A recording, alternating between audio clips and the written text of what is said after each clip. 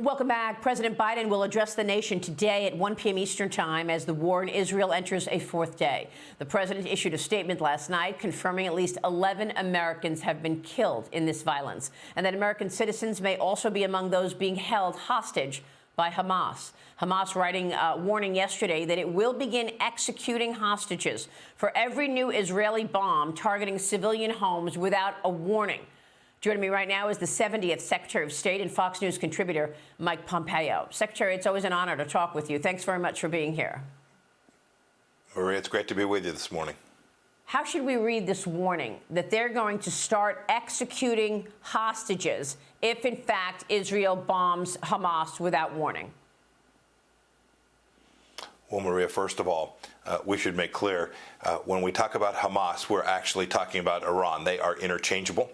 This is funded, trained, almost certainly directed, at the very least green-lighted by the Iranian regime, the very regime that wants to wipe Israel off the face of the earth. And so when we hear them talk about executing hostages, and they're talking about doing this in the most barbaric, grotesque way, talking about doing it live stream with full audio, this is something that everyone in the world needs to take on board, in spite of all that we've seen in these videos, these horrific videos of women being raped, carried off, children being pulled away, things that remind us of ancient histories of what has happened to the Jewish people across the world. I don't think the world has fully taken on board the scale of what took place there. And when it does, I think we're going to recognize that it is going to be the world that's going to have to respond to this. 11 Americans dead. We talk about Israel being attacked by Hamas. The truth is that the Iranians killed Americans. And I think when this is taken on board, this will have economic implications. This will have security implications that I think people still haven't grasped. We cannot avert our eyes from the scale of what the Iranians have done here and what I suspect that they will do in the weeks ahead. And so President Biden owes the American people today an explanation about how he permitted this to happen, why it was he couldn't deter the Iranian regime from killing Americans, and second, how it is he intends to respond in the way that will continue to protect American lives in the weeks and months ahead. I mean, the administration has been battling criticism all weekend over the $6 billion that they just freed up to Iran, and they continue to say, no, no, no, there are rules around that money. It's going to be used for humanitarian purposes, even though we've actually heard from the Iranians who said, we'll use the money the way we want to use the money. Maria, this is Fox Business. The people watching this show get the math. If you have $6 billion inbound, you're going to go buy yourself whatever it is you want to go buy. And so the administration is lying. They're gaslighting the world, saying that this $6 billion isn't going to fall into the hands of terrorists and benefit them. We certainly know that it will. And Maria, you and I have been talking about Iran for, goodness, almost a decade now. We know this much is true. We had stripped the Iranians of their capacity to move crude oil around the world. They had less than $5 billion in foreign exchange reserves when we left office. Today they have over $60 billion of foreign exchange reserves. They are a wealthy, flush nation because the Biden administration just simply refused to enforce the sanctions that they're legally required to do. So put aside the $6 billion, it's a fraud there, but $20, $30 billion in sanctions relief, millions of barrels a day of Iranian oil on the market, profiting to the Islamic Republic of Iran. The Ayatollah, President Raisi in Iran, they are laughing at the United States because we have, in fact, provided them the capital that allows them to expand their terror regime and build out their nuclear weapons program. This has to stop. It's the Obama-Biden naivete about being able to work with the Iranians that has now led to this horrific set of events inside of Israel. Yeah, and I'm glad you put it in context there, Secretary, because it's not just $6 billion. It's actually an appeasement toward Iran since this White House started up, since this president started his term. This has to be somewhat personal to you, Secretary. You worked so hard in terms of getting those Abraham Accords in place, traveling throughout the Middle East, trying to hold hands and trying to convince players in the Middle East to join the Abraham Accords. And I know you were this close to doing so with the Saudis as well. How were you able to manage that? And where did this president go so terribly wrong in terms of this appeasement of Iran? We did not see something like this on your administration. Maria, within a few hours of my departure as Secretary of State and the Trump administration's leaving office, they flipped the script. They began to cozy up to the Iranian regime, trying to get back into the nuclear deal, trying to give them, appease them by paying them money, making clear we're prepared to pay for hostages. When that signal was sent, that sends to the region a signal that says the United States is not going to help you, whether that is our ally and partner Israel, or if you're a Gulf Arab state, that puts you at real risk. The Iranian regime threatens not only Israel, but it threatens Kuwait and Oman and the Kingdom of Saudi Arabia and the Emirates and Bahrain. These are global terrorists. And so when the Biden administration came in and said, we're going to play footsie with the Iranians, it undid all of the efforts to build out peace and stability in the region. And you can see the result of that. I heard someone say earlier today, oil prices are still low. They're not low compared to where they were just 2.5 years ago. That's right. This is an administration that has created enormous economic harm to the United States. We shut in our own capability to produce energy for ourselves. We told our Arab friends in the region we were going to side with the Shias, the Islamic Shias, the theocratic regime in the Islamic Republic of Iran. And when you do that, the capacity to build out these relationships between Israel and the Arab states, security relationships, economic relationships, that diminishes. I was on the phone yesterday with some Israeli companies. All of them have had some of their key employees called up, reservists called up. The equivalent of in the United States would be 8 or 9 million people called up on a population basis. This is a major event. It is going to go on for weeks and weeks. And I pray that the United States will continue to support Israel and not hold them back. We have to eliminate this threat, not just the threat from Hamas, but the threat from Iran in the region. When we do that well, we'll make lives better for people in the Middle East. And importantly, we won't have to ever think about putting our own young men and women at risk fighting in that place again. What are your thoughts on the possibility of Hezbollah widening its role here and having rocket attacks in strength from Lebanon? Very concerned about it because this is Iranian-directed, Iranian-funded. Hezbollah is a wholly owned subsidiary of them. So I'm certainly worried about those. Are, Maria, you'll remember, precision-guided munitions, different than the rockets coming out of the Gaza Strip. These can target pinpoint places inside of Israel, so enormous risk to Israeli civilians and Israeli infrastructure as well. Equally, I am worried whether that is Lebanon, as we were just talking about, or Syria, or Iraq, or other places that the Iranians have proxies, even in Europe and the United States. I believe this is a precursor to a larger Iranian effort to draw into this conflict other nations without bringing Iran in. We have to make clear, if the Iranians begin an escalation in that way, this won't be just targeting their proxy forces. We will come after the Iranian leadership in a way that will make them pay for what they have done, not only to Israel and its civilians, but to the entire world. Well, it's a really important point to make, but what about the other adversary that we talk about every day, and that is Communist China? Where do they fit in here? China has supported Iran. Iran has supported Hamas.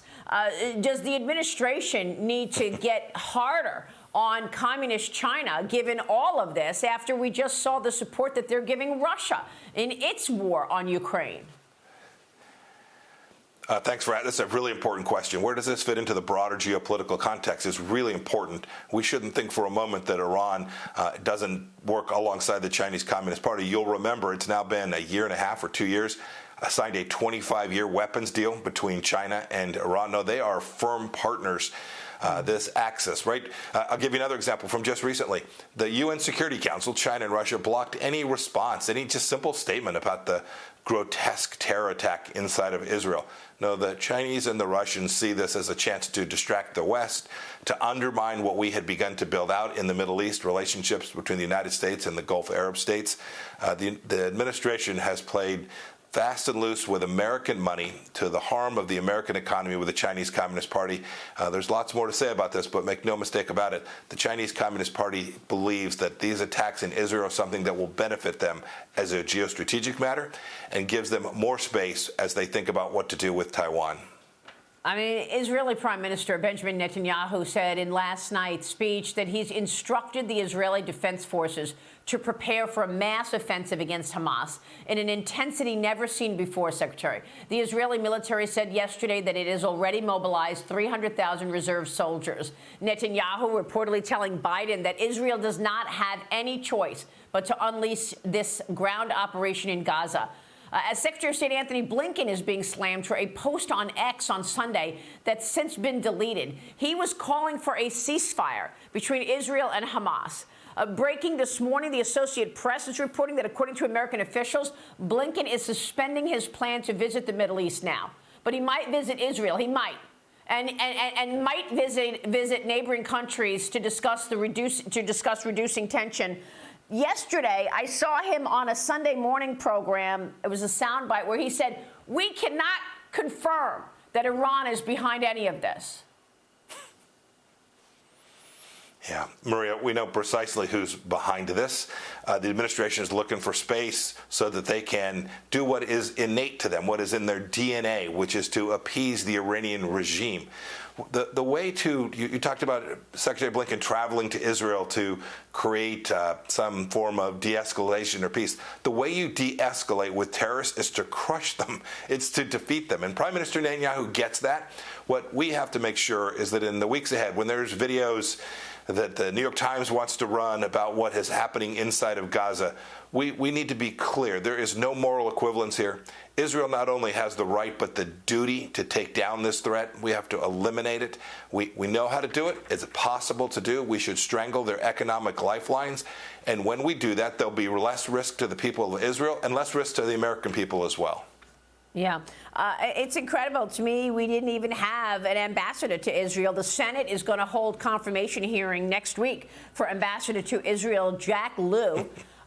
What are you expecting there? Does that make a difference? Well, we should absolutely have an ambassador there, and I think the Senate should vote to get the American ambassador there. But we actually know the history of Mr. Lew as well. The chance of him stopping what happened in the immediate aftermath, which was that very embassy, the Palestinian office of the U.S. Embassy in Israel, saying the Israelis should stand down, should de-escalate. It is a misunderstanding of how you create peace. You create peace through strength, not through appeasement. And we all know Ambassador Lew, soon to be Ambassador Lew's history. We know Secretary Lew. We know that he has always refused to do the right thing and to recognize the threat from Iran, and that our partner, the nation of Israel, is someone that we have to stand with, whatever it takes to get to the finish line in the weeks ahead. Are there other regional actors that you worry that they will become involved in this here? I mean, look, Netanyahu has said this is going to be a long war. We know that this is going to go on. But I'm wondering about the threat of others coming into this. And, you know, we've talked a lot about the Gaza Strip being so dense, Secretary. Is it possible, do you believe, that Israel can go and launch this massive offensive without massive casualties and actually destroy Hamas?